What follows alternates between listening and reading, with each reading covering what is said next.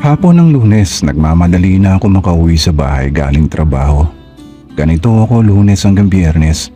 Kapag nasa trabaho, sa bahay naman ang utak ko. Kapag oras ng uwian, gusto kong makauwi kaagad sa bahay. Hindi dahil para magpahinga, kundi hulihin ang asawa ko na baka may ginagawa na namang kalokohan. Naging ganito ako magmula nang mahuli kong nag-cheat sa akin si Francine, ang wife ko. Tawagin mo na lang ako si Kurt, Kuya Roms, 28 years old, isang ordinaryong empleyado. Ang asawa ko naman ay si Francine, 25 years old. Meron na kaming isang anak. 5 taon na rin kaming nagsasama ni Francine bilang mag-asawa. Nakilala ko siya sa trabaho, magkasama kami. Sobrang ganda ni Francine, kuya, kaya nga nabighani kaagad ako. Noong unang kita ko pa lamang sa kanya ay akala ko si Ian Santos na. Kahawig lang pala niya. Marami rin ang nanligaw sa kanya. Halos lahat yata ng mga katrabaho ko ay dumiskarte sa kanya. Kaya nga nang ako ang pinili niya ay pakiramdam ko tumama ako sa loto. Napakaswerte ko at makalipas lamang ng 1 taon na syota ko siya ay nabuntis ko siya. Kaya tinuluyan ko na siya at pinatigil ko na sa trabaho. Nang magkaroon ng kasalang bayan sa aming syudad ay kaagad na nagpakasal kaming dalawa. Simpleng buhay lamang ang naibigay ko kay Francine. Umupa na muna kami ng maliit na apartment na tama lang sa sweldo ko. Masaya naman kaming dalawa. Hindi ko maipaliwanag ang sayang naramdaman ko ng mga unang taon naming pagsasama hanggang makapanganak nga siya. Makalipas ang 3 taon ay dito na unti-unti kaming nagbago dahil na rin sa problema sa pera. Nagtrabaho ako ng husto, sinipagan ko sa pagtatrabaho at dahil mas mahaba ang oras ko sa trabaho, naging insecure ako sa sarili ko. Pinagdudahan ko si Francine na may ibang lalaki. Dahil madalas nakatutok lamang siya sa cellphone niya, kaya lalo kaming nag-aaway. Naghihinala ako sa kanya na mayroon siyang tinatago sa akin. Ang parati niyang katwiran sa akin, wala na daw akong oras sa kanya. Palagi na lamang daw akong nasa trabaho. Baka nga daw ako ang may babae, sabi niya. Kahit daw sobra na siyang naboboring sa bahay ay hindi daw niya magawa ang ibinibintang ko sa kanya. Mahal na mahal ko si Francine at alam kong ganun din siya sa akin. Dahil lang siguro talaga sa sitwasyon namin kaya kami ganito. Una, kapag hindi ako nagsipag sa trabaho, lalo kaming magugutom. Kaya kailangan ko ng maraming oras para magtrabaho. Kahit alam kong ang kapalit ay ang pagkukulang ko sa oras sa aking mag-iina. Pero hindi ko alam kung bakit hindi ito maunawaan ni Francine. Isang araw gabi na ako nakauwi sa bahay.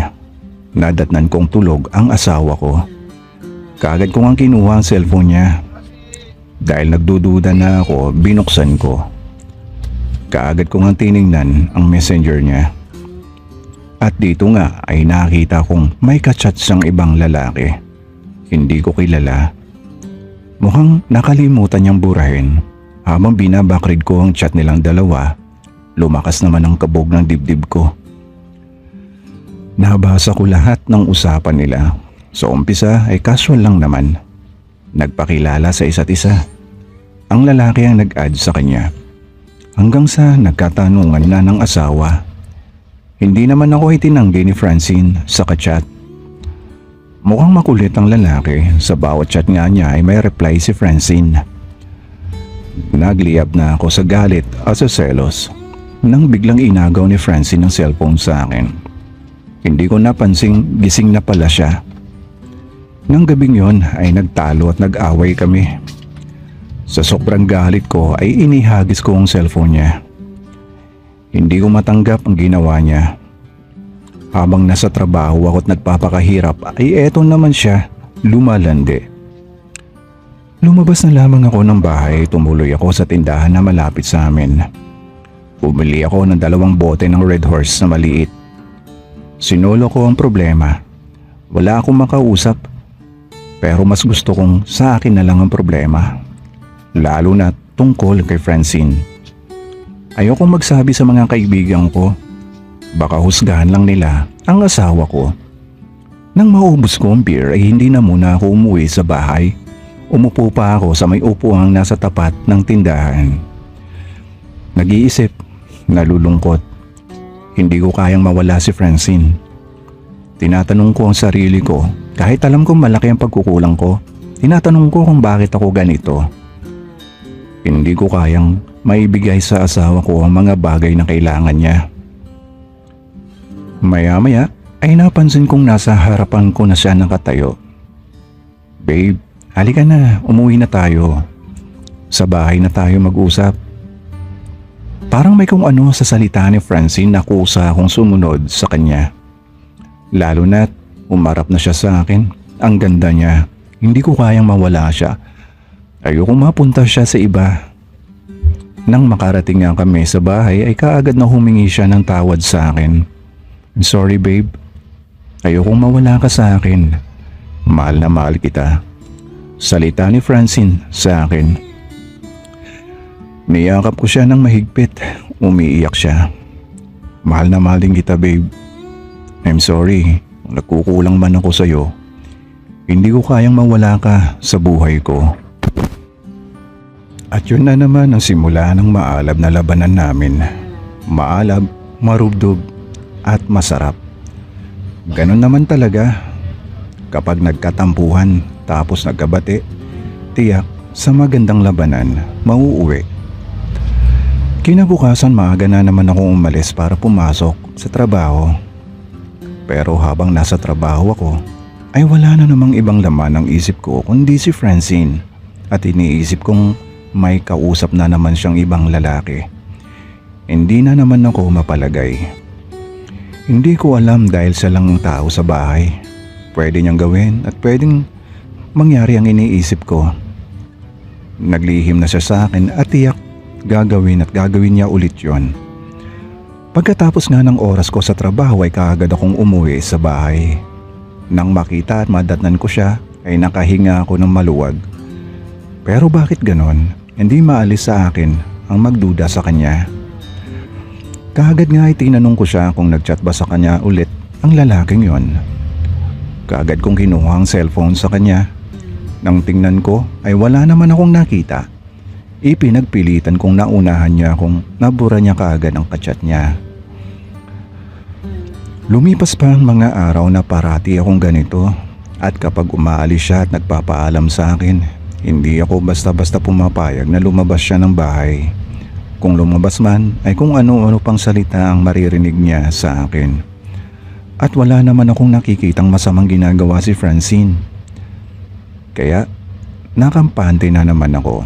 Isa pa, iniisip kong baka mapagod na siya sa ginagawa ko at magkaroon pa siya ng dahilan para ayawan ako. Kaya pinakitaan ko na lang siya ng purong pagmamahal at ramdam ko rin ang pagmamahal niya sa akin. Pero sa tuwing pinag-iisipan ko na gumagawa siya ng hindi maganda, kinakabahan ako. Pero bakit ganon? Iba ang dating ni Francine, lalo na kapag ini-imagine kong may ibang lalaking kalaro ang maganda kong asawa. At sa tuwing nag-iisip ako ng ganito ay nagiging mainit ako lalo kay Francine, asawa ko. Sobra akong kinakabahan. Hindi ko maintindihan ang sarili ko. Itinago ko na lamang ang ganitong nararamdaman ko. Hanggang isang araw pagpasok ko sa trabaho ay hindi ko cellphone ang nabitbit ko, kundi cellphone ni Francine. Wala na akong magawa dahil nasa trabaho na ako. Tumawag pa si Francine sa akin na cellphone niya ang nadala ko at naiiwan ko ang sa akin. Maya-maya uli ay may nag-chat sa cellphone.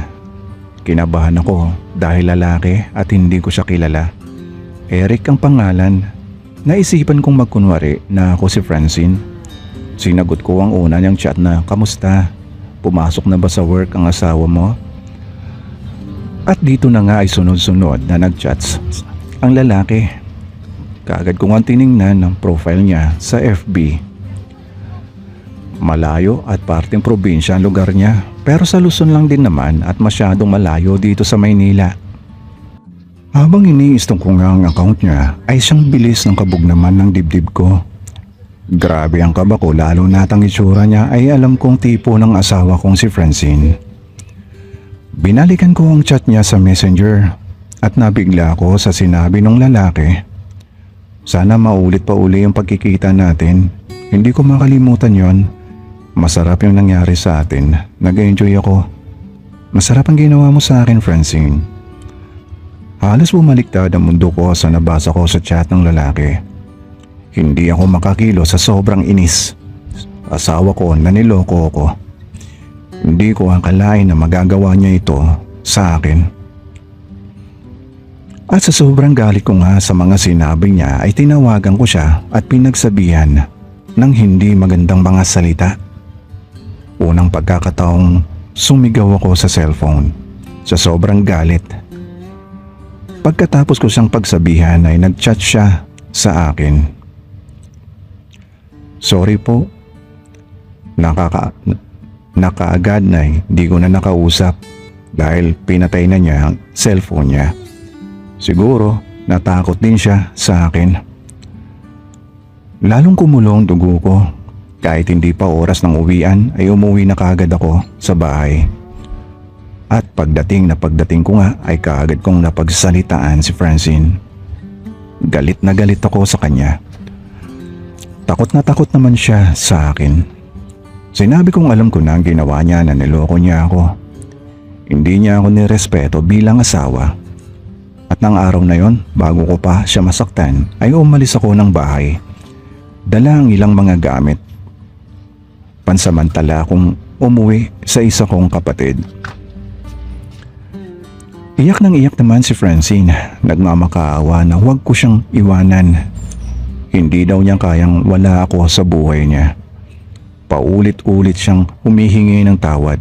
Gusto pa niyang magpaliwanag pero nakalayo na ako sa bahay. Hindi na ako lumingon pa.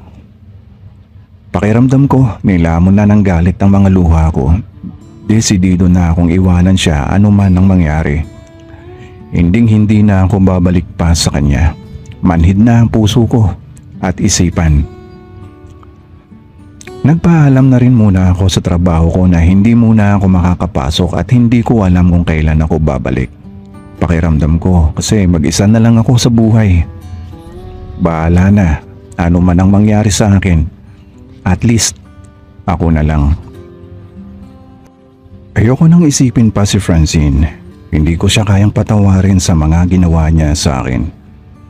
Itinago ko na muna ang cellphone ko. Ayokong mag-chat or tatawag siya sa akin. Ayoko siyang makausap. Sobrang lungkot ko. Nagtaka naman ang kapatid ko sa biglaan kong pagdating sa bahay nila. Gusto kong itago ang problema ko pero kapatid ko siya. Kahit maglihim man ako, nararamdaman niya ang nararamdaman ko. Kaya sinabi ko na lang na may problema kaming mag-asawa. Alam niyang malihim at matipid ako sa pagsishare ng mga problema ko. Pero hindi naman siya nagdalawang isip na pagpayuhan ako. Parang alam niya kung ano ang problema ko.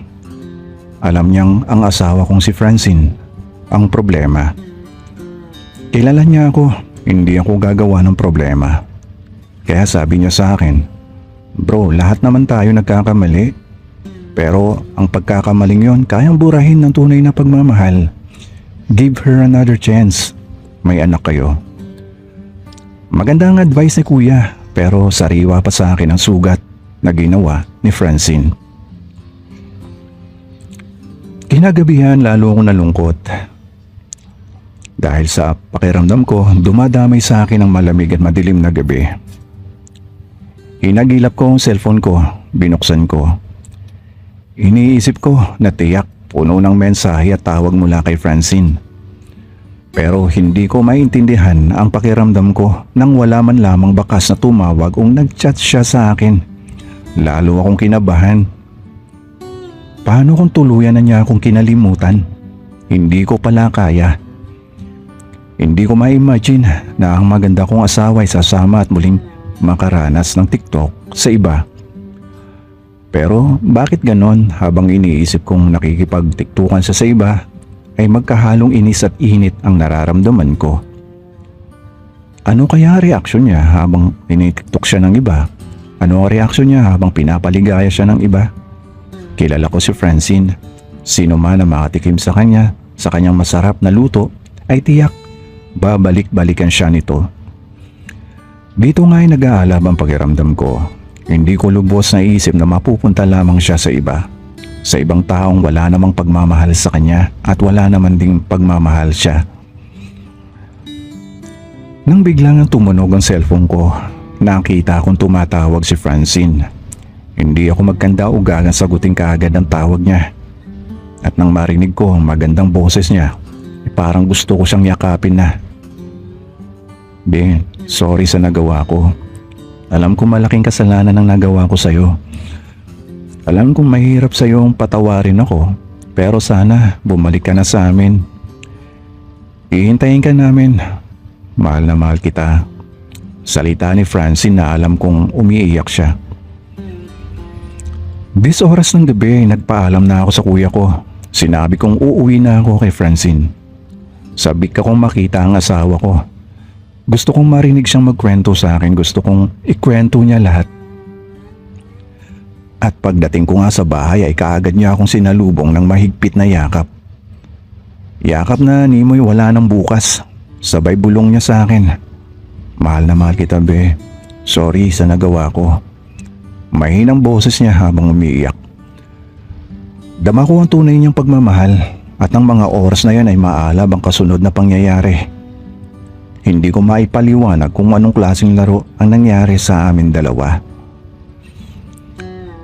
Pagkatapos naming dalawa ay kaagad ko nga siyang tinanong kung bakit, paano at saan nangyari ang lahat.